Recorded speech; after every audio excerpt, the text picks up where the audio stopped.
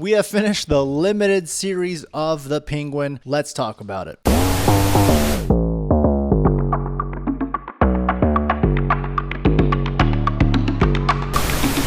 What's going on, guys? Welcome to the Movie Dive. I'm deciding to dive a little bit into the Penguin limited series. I guess you can call it limited series. Might be the first season. Who knows yet? Before we do dive in, please do not forget to subscribe to the Movie Dive. I'll be giving away free $50 gift cards to one out of every 100 subscribers. Comment down below for a higher chance of winning and only one winner per month. So, of course, saw the Batman when it came out a few years ago. I thought the Penguin was possibly my favorite part of that movie. Pretty surprising to see Colin Farrell under all of that makeup and the amazing job he did as that villain. In the original Batman, the Penguin wasn't totally the Penguin yet. He still was a pretty lower level criminal boss. And then when I heard that they were making a series out of the Penguin, I was pretty excited because I wanted to go back into that world and see more of Colin Farrell's portrayal. Now, most of you have seen online that the show has not disappointed. I'll be talking mainly about the finale of this show. There will be spoilers. You have been warned. Once again, there will be spoilers in this video for the Penguin. First and foremost, I'm going to talk about Colin Farrell and Cristin Milioti. I thought both of them absolutely carried the show. They were so amazing in this. Cristin Milioti appeared in the first episode, and I felt like I was hooked right away into her character. She became a great foe to the Penguin, and I know they're going to be showing her in the future Batman movies. I'm excited to see her pop up once again. The ending for her, where she had to end up going back to Arkham, which was a pretty messed up ending on her part. I think she would have rather died than go back to Arkham Asylum. However, she had some really cool moments overall in the show, especially killing off her whole family that did her so wrong. One thing I'm going to say about the show The Penguin is that we all know how many rave reviews it is getting, and I believe that is because of a simple thing here, and that is that we got fantastic characters, we've got a simple story that is not too hard to follow, and great writing within the characters. They don't play the audience as dumb, and I think the most important part of this show is there was no cheap fan service. In the final episode, there's not some pointless cameo of the Batman that takes away from the rest of the show. I know a lot of people were disappointed that Pattinson didn't show up, but I was really hoping he didn't, and I was glad he didn't. I thought the Batman spotlight in the sky was the only thing needed and got us really excited for the future. I'm not sure if I'm pronouncing it right, but Renzi Feliz, I know everyone's going to be talking about that ending with his character Victor. That was pretty awesome setup they had during the whole show. I think one really cool thing they did with the Penguin is the first episode. They kind of really set it up as if it was going to be kind of like Sopranos. Like the Penguin just wanted to impress the mom, and the mom was super toxic to the Penguin, and the mom is such a terrible person. That's the reason the Penguin was a villain, and that is not the case at all. It turns out the Penguin has just been a messed up dude his entire life, as it shows, I believe, in episode 7, that the Penguin did kill his brothers. He drowned them when he was younger because he's a sick, twisted motherfucker. He just wanted his mom to himself, and his mom had to hold this in her entire life, knowing that he killed his brothers but never ended up telling him, and she just had that resentment building the entire time. She did tell him that if she ever turned into a vegetable, she wanted him just to end her life, and of course at the end, as he promised, he brought her to a penthouse while she was a vegetable because his selfishness was keeping her alive, as he still wanted her approval in his life. I thought a really cool scene is when he says, "Hey Ma, I finally got you that penthouse," and it shows the tear coming down from her eye, and he took it as she was very happy to finally be there, but I was taking it as she was suffering. Please take me out of this misery. Well, it looks like she's in living hell right there. So the scene everyone's going to talk about with the Penguin, of course, in the finale is when the Penguin finally kills Victor. I did not see it coming. No, I thought it was a really cool moment. When Victor was telling the Penguin that he considers him family, I didn't even see the fact that the Penguin was going to kill him. I know that the Penguin realized in the later episodes that the only thing family can do is create a weakness for him. So at that moment, he knew what had to be done. And of course, it's an amazing reminder that the Penguin is a villain, and the show does its job because it leaves you wanting for the Batman 2 to see the Penguin get his comeuppance and just hope that Batman can come in there and whoop his ass. I don't know if that's going to happen, but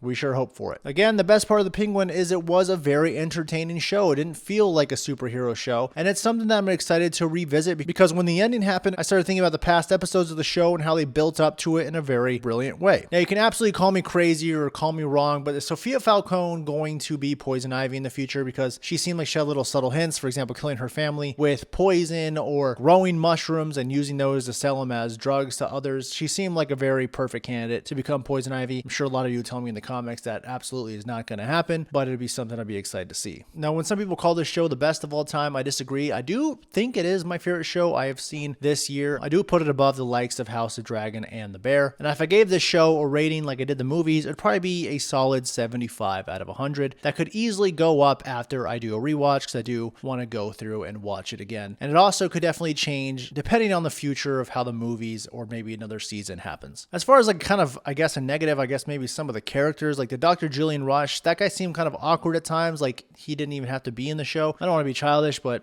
he kind of just had an annoying face and his character didn't do much for me. I also want to give a shout out to Billy Walsh from Entourage. That role suits you perfectly. So I want you guys to let me know what you thought of the Penguin. Comment down below, let me know, and we will see the Penguin in the future, and we will see you next time on the Movie Dive.